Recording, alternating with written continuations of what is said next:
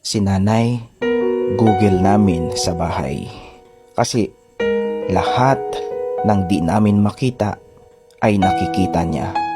Lahat ng di namin alam ay alam niya. Lahat na lang itinatanong sa kanya. Gaya lamang ng mga ito. Mama, asaan po yung towel? Mama, asaan po yung sabon?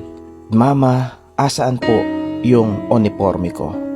Ilan lang yan sa mga hinahanap sa kanya na akala ng mga anak, mga bisita sila na hanggang ngayon ay baguhan sila sa bahay at hindi pa nila makabisa ang loob ng bahay nila.